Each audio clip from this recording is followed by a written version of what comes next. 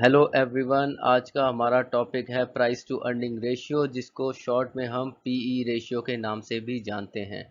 क्या है PE ratio? ज़्यादातर इन्वेस्टर्स किसी शेयर में इन्वेस्ट करने से पहले उसका पीई रेशियो क्यों देखते हैं? कैसे निकलता है शेयर का पीई रेशियो?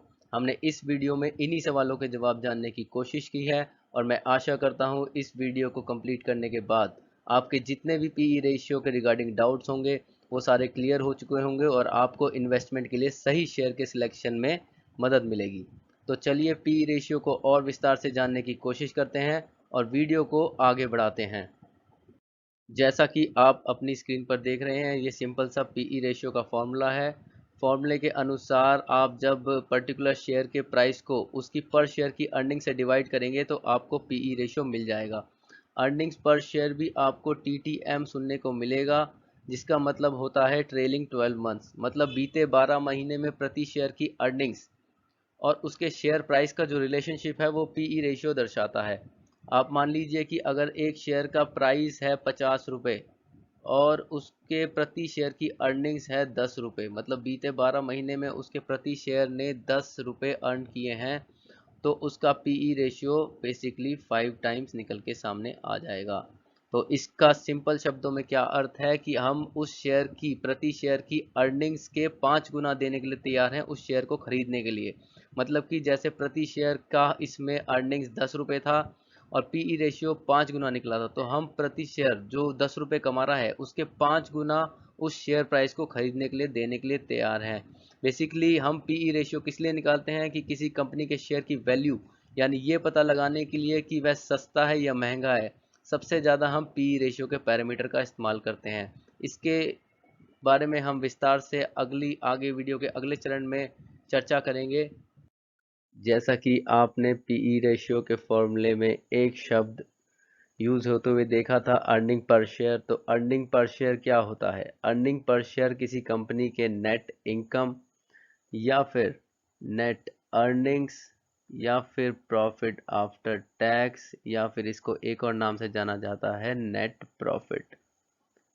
जब कंपनी के नेट प्रॉफिट या प्रॉफिट आफ्टर टैक्स या नेट अर्निंग्स या नेट इनकम को उसके आउटस्टैंडिंग शेयर से डिवाइड करते हैं तो हमें अर्निंग पर शेयर मिल जाता है। अर्निंग पर शेयर किसी कंपनी का बिजनेस कैसा चल रहा है ये जानने में हमें मदद करता है।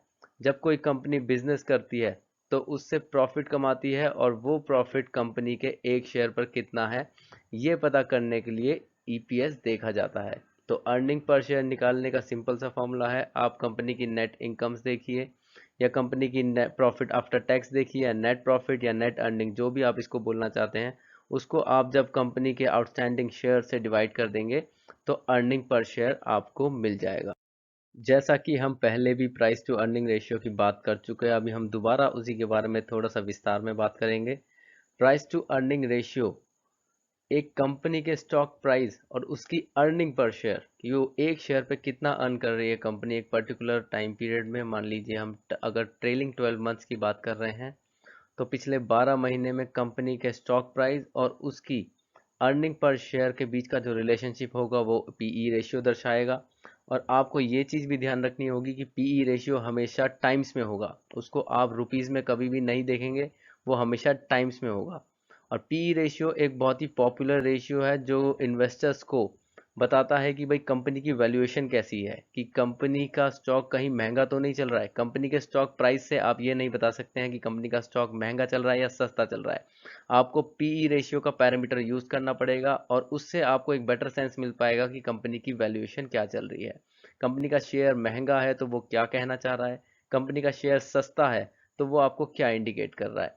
पीई रेशियो मार्केट के एक्सपेक्टेशंस को भी शो करता है और ये बताता है कि आप एक पर्टिकुलर स्टॉक के अर्निंग्स के कितने गुना उस स्टॉक को खरीदने के लिए पे करने के लिए तैयार हैं। मान लीजिए अगर आप की अर्निंग्स 1 रुपये है और आप का पीई रेशियो 5 गुना है तो उस 1 रुपये को कमाने के लिए आप उस कंपनी को 5 गुना तक पैसे देने के लिए तैयार हैं। इसको हम बेहतर तरीके से और आगे समझेंगे। अब अगर आपको किसी शेयर का पीई रेशियो जानना है या उस शेयर के सेक्टर का पीई रेशियो जानना है कंपैरिजन के लिए, तो आपको यह डाटा कहाँ मिल सकता है, अब हम थोड़ी उसके बारे में बात करेंगे। moneycontrol.com जो वेबसाइट है, आप उसको विजिट करिए। उसके सर्च बॉक्स में आप पर्टिकुलर शेयर का नाम डालिए और उसको सर्च करिए। सर्च करने के बाद आपको उस शेयर का डाटा मिल जाएगा, उस शेयर का आपको नाम मिल जाएगा, उस शेयर का आपको प्राइस मिल जाएगा। शेयर का नाम और प्राइस मिलने के बाद आप उसको स्क्रॉल डाउन करेंगे तो नीचे आपको बहुत सारा डाटा उस शेयर के बारे में मिल जाएगा, और इसी डाटा में आपको मिलेगा यहाँ पे अर्निंग पर शेयर, शेयर की प्राइस टू अर्निंग रेशियो और उसके सेक्टर की प्राइस टू अर्निंग रेशियो। मतलब सेक्टर की रेशियो भी मिलेगी आपको, स्टॉक के प्राइस टू अर्निंग रेशियो मिलेंगे और स्टॉक का अर्निंग पर शेयर आपको मिल जाएगा। मनी कंट्रोल वेबसाइट पर जाने के बाद जब हमने नीचे स्क्रॉल डाउन किया शेयर के नाम के बाद, तो हमें कुछ एक डाटा रेडली अवेलेबल मिल गया था, जिसमें आपको अर्निंग पर share, price to earning ratio और सेक्टर का प्राइस टू अर्निंग रेशियो, तीन चीज हमें मिल गई थी जो हम ढूंढना चाह रहे थे। उसमें हमें शेयर का अर्निंग पर शेयर जो मिला था वो था करीबन 19 रुपये 17 पैसे, और शेयर का जो पीई रेशियो हमें मिला था वो था करीबन 46.30 टाइम्स। इसको कभी भी हम प्राइस में डिनोट नहीं करेंगे, इसको हमेशा पी रेशियो को टाइम्स में डिनोट करेंगे।